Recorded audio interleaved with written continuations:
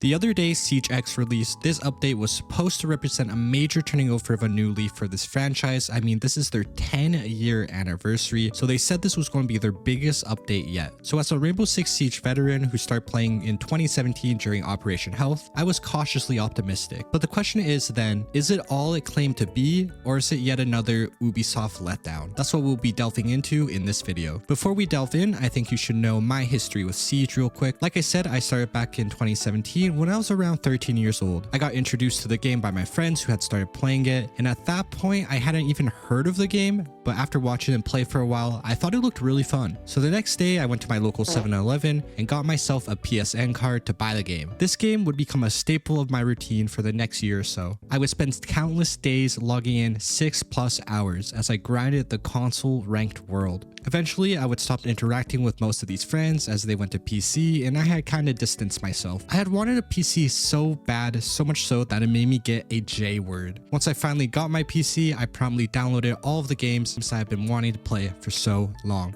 One of which, of course, was Rainbow Six Siege, which actually came with my GPU for free. The thing is that I never really got into it with the same vigor that I once had, and with my new friends, I started playing different games like Valorant. Years would pass and a desire continued to grow inside of me, that being to start a YouTube channel. So I started this YouTube channel. And for whatever reason, I decided that I wanted to try focusing on Siege again and streaming it. Siege was in the middle of its Jinxie boom. I felt like this was a good opportunity to try and establish myself in a game that I once held dear. The problem was that I could never really get into it the way I had once been. Despite that, I pushed on and was able to grind my way all the way up to Emerald, which is quite impressive when you consider that my previous peak was like Gold. And I want to mention that I was definitely not carried to this rank. Streaming in and of itself can be a little bit draining. Add in playing a game that you don't really want to play anymore, and you have a dangerous recipe, which resulted in me switching to different games. I had more reasons to quit Siege. In fact, I had quite the handful of problems with the game. For example, the rampant hacking issues, which was really frustrating when you verse an actual hacker, but also even if they weren't hacking, you still got doubly tilted as you never knew if that guy had walls or something. I had heard that hacking just got worse at the higher ranks, so I just had zero motivation to progress any further, especially when you add in the Ubisoft staff that legitimately has me thinking that they're just a bunch of monkeys. The hope for change wasn't really there. Also, I can't lie, Siege is not a fun game to suck at,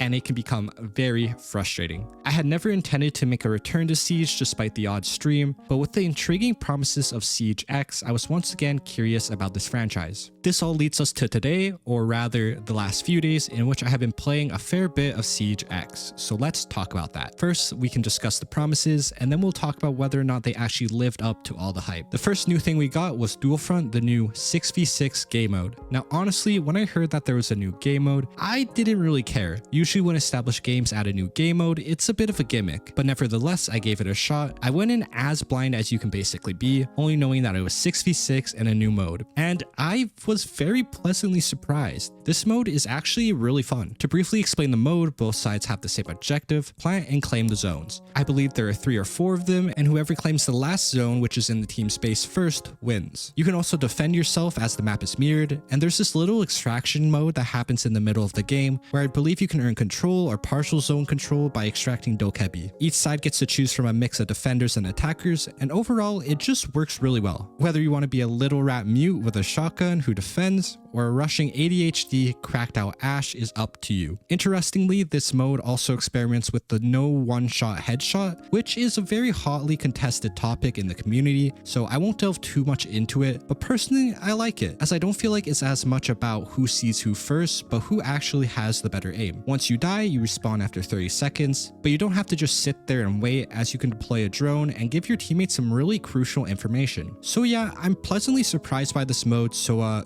good job, Ubisoft. You also have the revamped gameplay. The new game mode is fun and all, but this isn't the meat and potatoes of this update. This is what the core community really cares about: the core gameplay changes. So how did they do? Now, I am not an expert on this game. I'm fairly casual these days, so these opinions will be mine and mine only. I know low ranks and high ranks sometimes want different things, so I'll try to keep this section as not controversial as I can. The first big gameplay change you got is the rappelling revamp. The update allows you to run to the side while rappelling with new animations, areas, but most importantly, you can finally run around corners. Does this change determine whether or not I play the game more? No, but quality of life updates add over time, and this one I think was a really needed update. Next up, you got your destructible map elements. This one I find really interesting. I think overall it's fun and adds another element to the gameplay. I do think that some people might find ways to use this that might become really annoying. For example, there's one door where you can place a Kapkan trap, which is next to an explosive canister, so when some unfortunate soul runs through, it instantly kills them. Kapkan traps, of course, are not supposed to instant kill. I imagine that more combos like this will eventually be found, but Ubisoft could always just adjust where these are, or just completely remove them quite easily. Besides explosive canisters, there are fire extinguishers that when shot produce smoke, and finally more metal detectors have been added around the maps. I say more as some maps already had them, like Border and Bank I believe. Either way, I think it's a fairly innocent change overall. Then you got Audio 2.0, which I would say is the most compelling change, as many have pointed out that Siege's audio is quite questionable at times. It promises crisper directional audio, realistic reverberation, and vertical/transmission modeling. This all sounds very technical and great,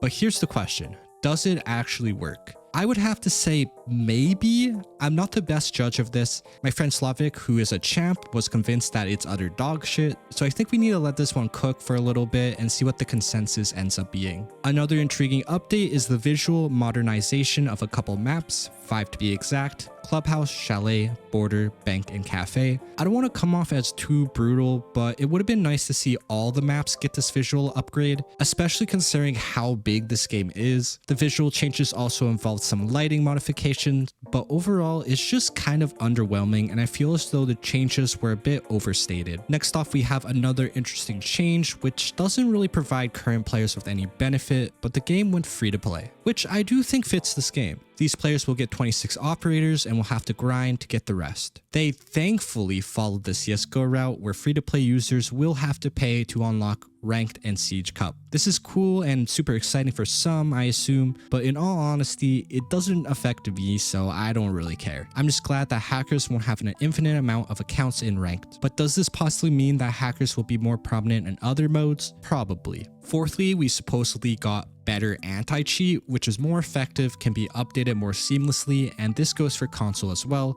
which has cracked down on Zim and Cronus. I'ma keep it a buck. I don't really buy this for a second, but ultimately we will have to see. I've already heard some really bad things in the few days that this update has been out, so unfortunately I think there's still a lot more work to be done here, as there always seems to be. Lastly, we got legacy rewards with a couple skins and badges. Don't bring this up with Slavik, who I talked about earlier. He has played since 2015 and was given a 2019 badge, which he is not very happy about. But when it works, it's a fun little shout out to longtime players. The skins themselves also aren't too shabby either. Oh, and I almost forgot to mention, we got a new character called Rora, who is okay, but I mean, we already have a billion operators, so I'm kind of chilling in that regard. I would prefer new, good maps. All of this brings us to the end, which if this was your average update, you might say it wasn't half bad, or even it was pretty good, but this was hyped up to be a monumental update celebrating 10 years of Rainbow Six Siege, and in all honesty, I don't think this will keep most players interested for more than 10 days. This update isn't going to change your opinion if you hated Siege in the past. A lot of the same problems plague the game. Glitches that have been around for a while are still here, like the mic glitch where your teammate's mic is stuck on your screen,